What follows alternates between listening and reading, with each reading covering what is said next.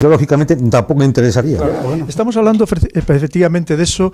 Yo creo que alguna vez he comentado que yo no creo en las teorías de la conspiración, yo creo en las realidades de la conspiración, porque es algo que ha funcionado a lo largo de la historia y que sigue funcionando.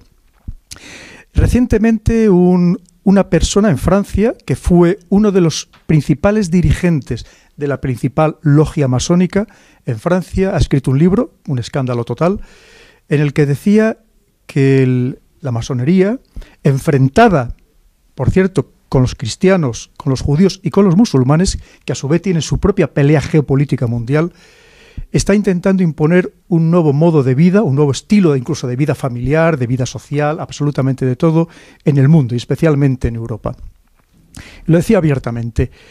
Y decía que para ello utilizan, entre otras cosas, los medios de comunicación, porque son los que crean esas líneas editoriales sociales en las que lleva a la gente muchas veces a adoptar medidas, incluso para su propia vida, que probablemente hacía muy pocos años no se hubiera planteado. ¿Cree usted que eso es así, que de verdad puede existir esas manipulaciones a tan alto nivel? Por supuesto que sí. Es decir, si comenzamos este diálogo hablando de la saturación, si diariamente recibimos esos flags hasta el punto de saturación, decenas de ellos todos los días, cuando entramos en las redes sociales, cuando vamos a esos medios de comunicación que habitualmente entramos a leerla para enterarnos un poco de las noticias, cuando nos ponemos una serie de televisión o cuando vamos al cine, es normal que uno va asimilando esa saturación de mensajes, hasta el punto de que se crea la sensación de que todo el mundo, y digo todo el mundo, globalmente, piensa así y tú no lo ves claro. Tienes esa sensación primero y no lo ves claro. Pero al final todos piensan así, pues será eso, seré yo el equivocado.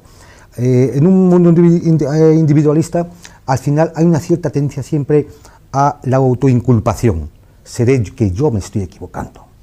Es muy difícil sostener, o hay que tener una claridad de criterios. Me estaré volviendo loco. Claro, es muy difícil sostener que a ver si voy a ser yo razón, a ver si esto no, y efectivamente estoy siendo víctima de una auténtica avalancha de mensajes que me intentan condicionar. Y esto es lo que vamos, no es más que condicionamiento, pero al estilo del perro de Pavlov. Es decir, tanto nos tocan el timbre cuando nos mandan a comer, que al final ya no hace falta que nos pongan la comida, que solamente con tocar el timbre ya actuamos, ¿no? Si además a eso le añadimos que ese teatro de operaciones puede servir para la guerra, en eso que algunas veces hemos llamado, sobre la teoría de la guerra híbrida, operaciones bélicas no militares, ¿no? Donde yo sé que lanzando un proyectil informativo voy a provocar consecuencias, pues tenemos que en manos de una tremenda minoría que controla una serie de holdings por el que pasa el 90% de las noticias que se van a transmitir diariamente, que puede ser utilizada como un arma geopolítico y que además sirve para el adoctrinamiento permanente de la opinión pública. El título del programa es, evidente. No, de muchos. Al final, como usted decía, los ciudadanos llega un momento que está convencido de que le manipulan y al final simplemente lo que hace es leer aquello que coincide con su pensamiento y tampoco complicarse más la vida. Y adaptarse al entorno. Estaba pensando cuando estaba hablando Juan Antonio en un problema mucho menos aparentemente bélico, que tiene más que ver con lo que ha contado Luis. Lo de la masonería, por cierto, es que empezó así. Hay un libro precioso de Gustave Cochin sobre las sociedades de pensamiento, que es como se llaman los grupos de reflexión de los revolucionarios antes de que cayera la corona, que justamente lo que hacían era utilizar la comunicación como escaparate de lo que ellos querían hacer. Funcionaba así, siempre ha funcionado así. Entonces, puede llamarse conspiración, pero no es nada secreto, o sea, es evidente. Bueno, a propósito de la manipulación, por ejemplo, hoy en España todos los medios sistemáticamente inciden, y es verdad que es una cosa muy desagradable y que hay que resolver, en lo terrible de lo que llaman violencia de género, que en realidad es violencia doméstica desde mi punto de vista, pero bueno, violencia de género, terrorismo machista, como lo llaman, bien, que causa cerca de 52, 55, el año pasado 57 muertes al año. Hay todos los años alrededor de 1.500 suicidios juveniles, que nunca salen en la prensa, que no son noticia. El problema permanente en todos los medios de comunicación es un problema que es verdad que es un problema y que es una cosa horrible, que hay que combatir, pero que comparativamente es muchísimo menos relevante. Ves los análisis publicados, en fin, oficiales, del Observatorio de Violencia de Género del Consejo General del Poder Judicial, y descubres que cerca del 35% de los casos registrados de violencia de género en general, ya no digo asesinatos, en general, se producen entre comunidades inmigrantes, que representan un torno a un 5 o 7% del conjunto de la población española. Es decir, es un problema muy localizado en gente que ha sido educada en otros criterios de la relación hombre-mujer. Está prohibido informar de eso. Entonces existe un consenso mudo en torno a la idea de que hay que crear una conciencia plena de que el gran problema de España es la violencia de género. ¿Es un problema? Sí. ¿Es horrible? Sí. ¿Hay que solucionarlo? Sí. Pero no es el problema fundamental de la sociedad española. Bueno, pero has creado una conciencia que apunta en una determinada dirección. Desde mi punto de vista, esa dirección, en este caso concreto, es la disolución de la familia tradicional, que se presenta como una especie... Por cierto, solo el 10-12% de los casos más dramáticos de violencia doméstica tienen lugar en familias estables, el resto es en parejas rotas o de tal, pero eso tampoco se cuenta nunca. Hay una idea predeterminada de cómo enfocar la información y está puesta al servicio de un proyecto ideológico. Bueno, esto no es difícil descubrirlo. Bueno, perdón, es difícil descubrirlo, pero se puede descubrir. A mí no me parece mal que uno use la información para abonar un proyecto ideológico concreto.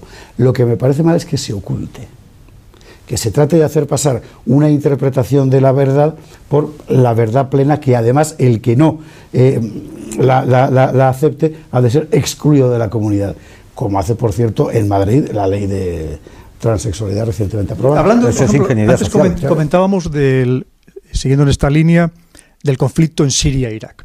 Efectivamente, aquí nos ha llegado las barbaridades, por supuesto, condenables y execrables, que ha hecho el Estado Islámico, pero no nos ha llegado lo que hacen las milicias chiitas, lo que hacen los kurdos, y que parece ser, según informaciones de Naciones Unidas, de ONGs, que hacen exactamente lo mismo o muy similar.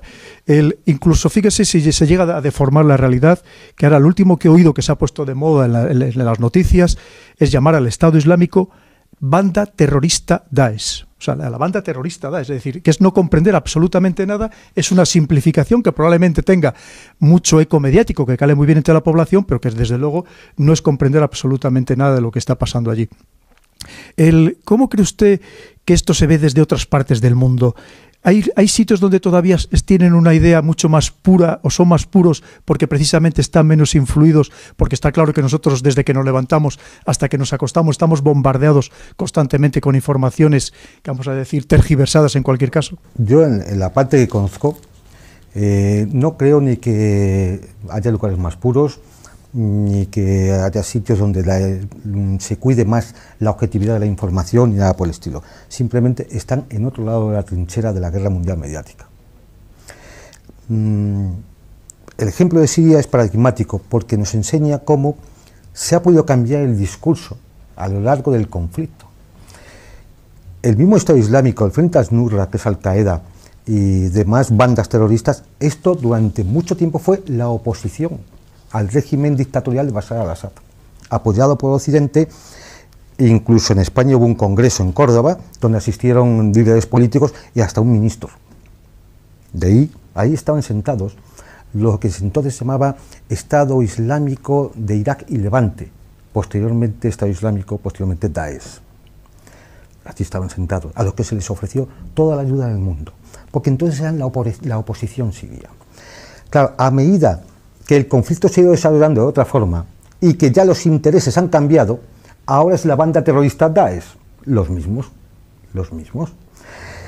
Incluso personajes que se hicieron mediáticamente famosos, como aquel que salió en un vídeo comiéndose un trozo de carne humana de un soldado sirio, entonces estaba en el Ejército Libre Sirio, que era la oposición respetable, ahora está en el Frente al-Nusra. Es decir, han ido manipulando a la opinión pública sobre la guerra de Siria según ha ido conveniendo. Hay que demonizar a los enemigos del momento. No es nuevo. En la Primera Guerra Mundial, el doctor francés Edgar Berillon publica un libro en el que explica que los alemanes son inferiores, que su intestino mide 2 metros más y por eso huelen peor. No es nuevo. Hay que demonizar al enemigo, es una de las claves.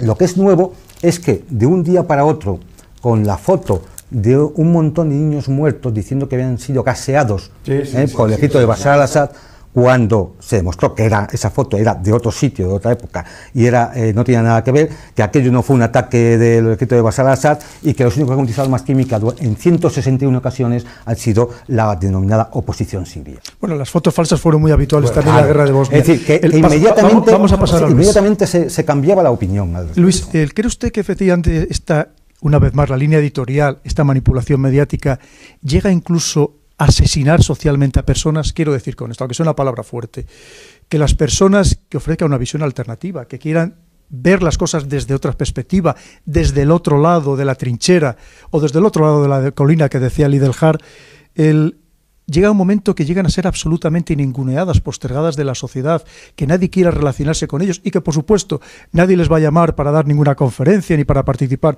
en ningún debate televisivo. Yo creo que sí. Ahora hemos vivido un caso hace poco, que al final ha pasado sin pena ni gloria y que no ha tenido mayor trascendencia, que es el de la chiquita esta de Gran Hermano Vips, que la han cogido silbando el cara al sol. Y entonces ha sido un gran... Ahora Matamoros, no, pero ha sido un gran... Pero bueno, eso al final es una curiosidad. Pero fíjate usted, por ejemplo, Albert Boadella. Albert Boadella, cuando yo era joven, era un hombre de izquierdas y antiespañolista. ¿Os acordáis del grupo La Fuera del Baus, etcétera? Bueno, pues este señor está absolutamente estigmatizado. Es decir, ahora mismo en Cataluña es un señor absolutamente perseguido. No sé si otro día oíste la noticia de que le han entrado en su casa, que tienen un pueblo de Gerona, y le han cortado los árboles, que prácticamente no puede salir a la calle. Bueno, pues eso es así. Y aquí porque todavía la sociedad tiene el refugio en otras provincias españolas. Pero en el mundo catalán, que es donde él vivía, bueno, está exactamente, no puede hablar con nadie le quiere, nadie le habla, y está marcado por una cruz claramente mediática, por lo que piensa y por lo que dicen los medios de comunicación próximos al separatismo que piensa Albert Boadella. Evidentemente, eso es una realidad. Eso ha ocurrido siempre. Vamos a ver, podemos volver al caso Dreyfus, ¿no? Por poner que es el que siempre se pone, pero eso ha sido una realidad. El problema está que los medios de hoy día para estigmatizar a alguien son muchísimo más poderosos, muchísimos menos y muchísimos más grandes que los que eran antes. Porque antes es verdad que había, periódicos enfrentados. Si había un periódico, conservador que te atacaba, había un periódico progresista que te defendía. Pero hoy día es que prácticamente todos son de la misma gente, con lo cual en ciertos temas coinciden absolutamente. Es decir, que no hay posibilidad de diversión de criterio, porque esos, que decía, 6, 7 o 8 grandes lobbies mediáticos que controlan todo, pues controlan los dos medios, que hay veces que manejan uno contra ti y otro a favor, pero cuando realmente el tema interesa, todos van a ir contra ti, y eso no hay manera de combatirlo. Sí, y además hablamos con Juan Antonio. Vamos a ir a las teorías de Goebbels, esos 10 puntos que decía Goebbels de cómo manipular a la población, que hoy en día precisamente a través de este ciberespacio, de esa inmediatez, de ese poder que tiene ese mundo cibernético, ¿no cree usted que lo que está haciendo es que todo eso se ha potenciado, que efectivamente eso que decían repite muchas veces una mentira y al final se convierte en verdad? Hoy en día se puede conseguir de un modo mucho más sencillo. Eso de que había que mandar mensajes sencillos pensando en el más tonto de la población para que los mensajes calaran. En fin, todos esos principios, ¿no cree que en realidad se han potenciado y que están más presentes que nunca? Sí, que lo que hace es teorizar lo que era la experiencia que los periodistas venían obteniendo desde hacía décadas y décadas y décadas, por decir siglos casi.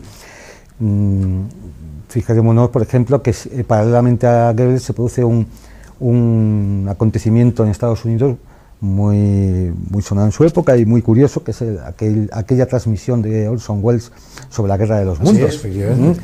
Es decir, en el cual él estaba haciendo una representación teatral en la emisora, pero ya una sociedad lo suficientemente histerizada como ya era aquella, porque no sé si es que presentía ya la Segunda Guerra Mundial. Él estaba haciendo además deliberadamente para histerizar.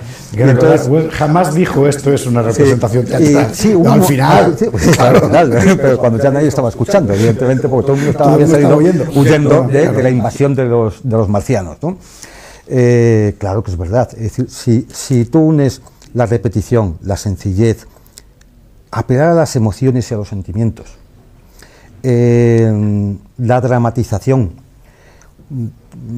toda esa serie de cosas, todos esos ingredientes los vas uniendo, que al fin y al cabo es lo que hace Goebbels, vas recogiendo la experiencia. Los mitos, los odios ancestrales. Entonces tú lo solo pones en funcionamiento con una herramienta tan potente, tan inmediata, tan veloz, de tan largo alcance, como son los medios electrónicos actuales, lo que decía antes, es un teatro de guerra infernal, donde quien tenga el poder de dominar esas redes, y ahí también los mismos personajes suelen estar, que son los que tienen la mayor parte del accionariado de Google, de Facebook, de Twitter y demás, tienen una capacidad gigantesca para, de alguna forma, adoctrinar, adocenar, influir, determinar la opinión pública.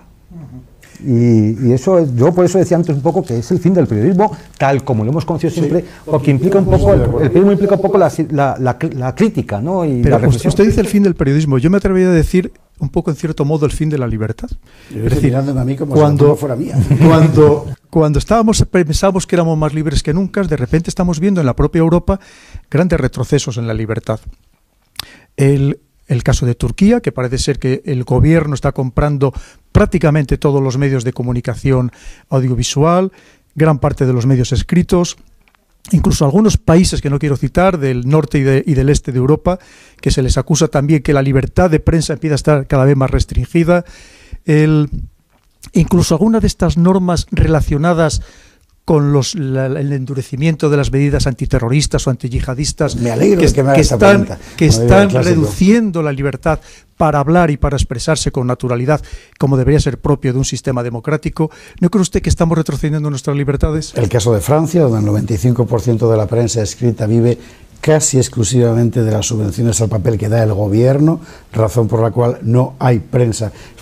Ejemplo, el Frente Nacional tiene cerca del 30% del voto de los franceses y ocupa el 5,8% del espacio mediático. Por ejemplo, las medidas de distorsión de la competencia como las del gobierno español, que han permitido que dos grupos que tienen juntos solo el 51,4% de la cuota de pantalla tengan, sin embargo, el 95,6% de la cuota publicitaria, Mediaset y A3 Media, claro que sí. ¿Por qué? Porque Occidente ya no funciona como hace solo 15, 20 años en términos de, hablo de Europa sobre todo, en términos de un poder político de carácter estatal, sino que funciona cada vez más como aquello que Max Weber llamaba constelación de intereses, en la que los grupos de la oligarquía financiera, la mediática, la política, los aparatos culturales, etcétera, entre sí, copulan para quedarse con el conjunto de la administración de la voluntad de todos. Pues no voy a citar a ningún país, pero le puedo garantizar que nuestros televidentes se quedarían muy sorprendidos si supieran la cantidad de personal que tienen los principales ejércitos del mundo dedicados a operaciones de información y a guerra psicológica. Muchísimas gracias, José Javier, Luis, Juan Antonio, un auténtico placer. Y a todos ustedes, como